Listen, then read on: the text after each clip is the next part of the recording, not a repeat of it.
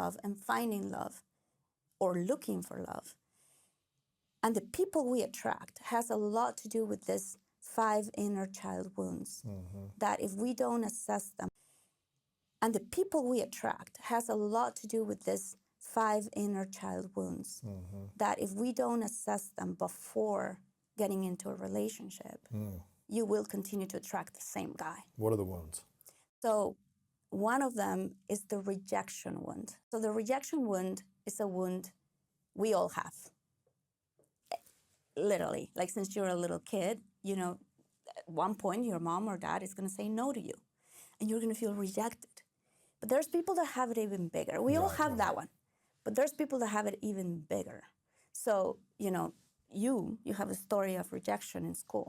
You've told me many, many times that, you know, you felt rejected, you felt like you were not.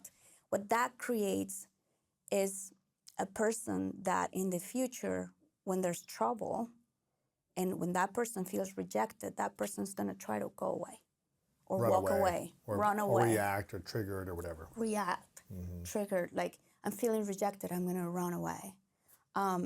Or it can also create a person that wants to be, it's so malleable, so adaptable, that if you like whatever thing, do whatever to fit in and belong, and yeah. Exactly. So you're looking for love, but you're adapting to whatever the other person wants and needs. You know, like you become that type of adult. Then there's the abandonment wound. And that's a tough one because a lot of people experience that, and a lot of women experience that from their mom or their dad. You know, there's a lot of very sad stories of my dad left for another woman and I never saw him again. And so what does that mean? And you're a little kid with your little tiny mind of 9 years old. You don't think it's because of other things. You cannot put yourself in your parents' shoes. You think it's about you. Yes. And so then what happens with people that have abandonment wounds is that they become dependent and they become, you know, a person that needs somebody. You know, it's the kind of person that if you're having a misunderstanding and the partner wants to take a beat and walk away for a second to just kind of like relax or calm down, the abandonment wound will go after that person, say, no, don't leave me. I'm here in the middle. I'm talking. What are you doing? You know, and then it's a never-ending argument all night because that person's not leaving, you know, the good amount of space in between the two. Because if you leave, I feel you're abandoning me. Or that they get too attached. Like they are dating somebody and they feel, I don't know why I feel I'm going to mess this up at one point and that person's going to end up leaving me. So it has to do with a story of something that happened to you in your childhood. Yes. Even if your dad didn't leave, even if your mom didn't leave, sometimes it could be that you felt abandoned because they dropped you off in school when you were too little.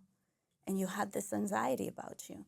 And maybe they didn't pick you up many, many times, you know, and you were waiting outside school and your parents didn't show up. So maybe it comes from that. Because some people say, I have amazing parents, but I still have some of these wounds. Where are they coming from? Okay, so that's the second wound. That's the second one. Then there's the humiliation wound, the shame. You feel shame. You were humiliated. So somebody, I mean, in many different ways, you have a story about that. You know, the other day we were talking about this and you went, man, I think I have most of them. Yeah. Right. And then I said to you, I love you so much because you become who you become, the man who you are, which I know who you are. Having had all of these wounds is admirable. You know, the type of resilience that you have, the type of commitment with yourself that you have. Yeah. It's massive because you do, but you were humiliated in school, right? People that were bullied or people that your parents can humiliate you. Yeah, they can. You know, many, many times. You're like, oh, you're the little kid, you're excited because you wrote this little song at that one moment and your dad is with a bunch of friends. It's like, no, what? No, you sing horrible. Move out of the way. Right. And you continue. You feel that humiliation. Right. So what that creates, having had a parent who has a crazy temper and you never know what you're going to expect right? That parent that maybe reprimand, how do you say reprimand? Yeah, reprimanded, I guess. Reprimanded Yeah. you. You know English better than I do. But reprimanded you in front of other kids, Yeah. you know, with a big temper, that big Yeah. voice. You feel like this humiliation. So what that creates is in the future, if you have not worked in your inner child wounds, is a man or a woman that is willing to take any kind of abuse. So you're replicating the abuse Right. that you had at home. So you even learned how to stand up for yourself. Exactly. Yeah. So then you have a screaming girlfriend saying, "Why are you? I'm gonna break up with you if you don't pick up my phone call." And you continue in the relationship because you're like, yeah, of course. Because you lived that. That reminds you of something that you familiar. experienced. Yeah, it's familiar. Exactly. So you know that feeling that when you meet somebody, people say, "Oh, it felt like family to me." Why did it feel like family? Some family could be great, another family might make you, yeah. Exactly. So like that's why the question is really Noticing it. important. What part of that made you feel like family? Okay, humiliation. What's number 4? The other one is treason. Something that somebody like betrayal. So for example, my sister,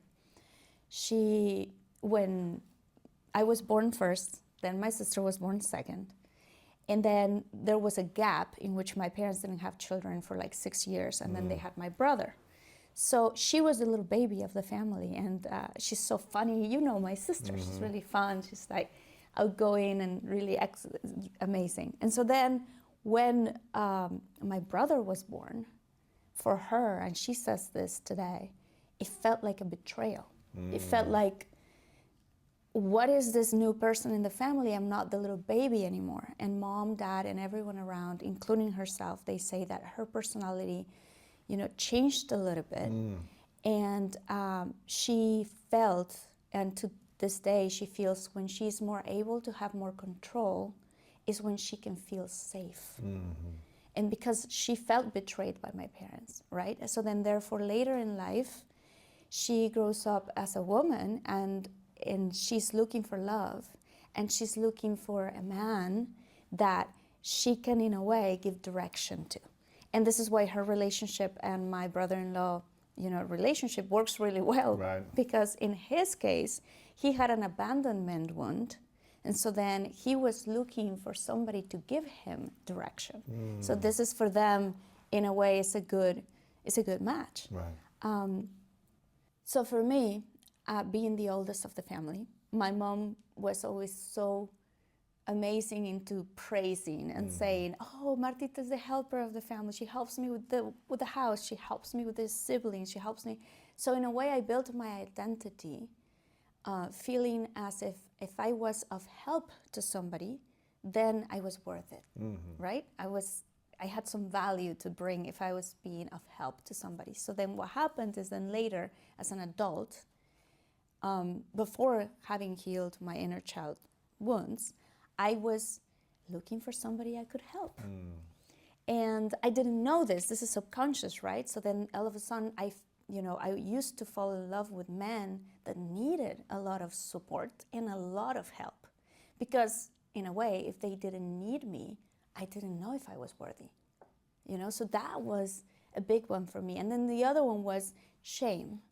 So for me, it was, you know, my family too. We're jokers, we joke all the time. And especially my dad's side of the family, he was so young, he was 20 years old. Erforsche den Wald mit Bille und dem neuen Bille Sticker-Album. Pro 10 € Einkauf eine Stickerpackung gratis. Jetzt sammeln, staunen und lernen. Bei Bille und Bille Plus. Voller Spaß, voller Leben. My dad's side of the family, he was so young, he was 20 years old. And he used to like poke me or do these little things. I was 1 year old, 2, 3, 4, 4, 5. And he would say, "Oh my God, look at that." He would say that to my mom. "Look at her, she's crying just by me doing this." And he would laugh. But me as a little kid, I didn't know what was happening. So then I would feel, my dad is laughing at me, right? So I felt shame. And I had other moments in my life. I stole something from school, which is, you know, my mom was really upset, which was good, by the way, that I learned a lesson. But in front of my entire classroom, she said that I had stolen a pencil sharpener, Sharpener, yeah. Sharpener, yes. And so I was crying in front of the classroom and I felt embarrassed. So then later, people who experience a lot of shame are the ones that turn into, people that can withstand a lot of abuse later in life, because that's what it feels familiar to you, And I gotta say something that I think it's very important. It's not our parents' fault. We should, stop blaming our parents for the way we are. They did what they could with what they could. They did their best with the tools they had, the things they had. So, and it's up to us to heal ourselves.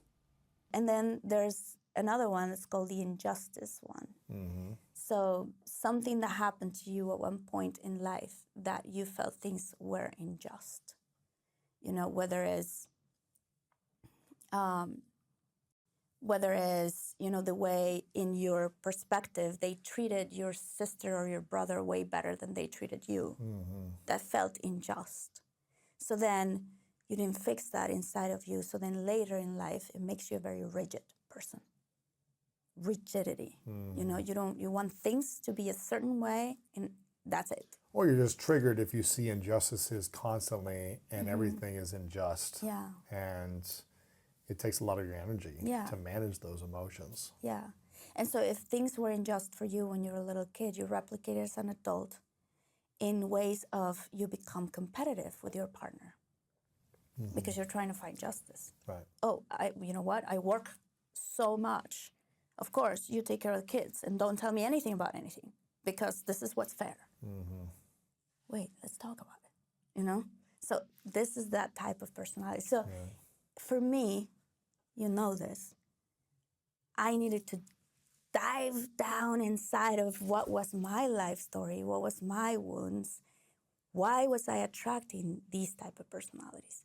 And why was it that whenever I attracted a nice guy, it felt boring? That happens to a lot of people.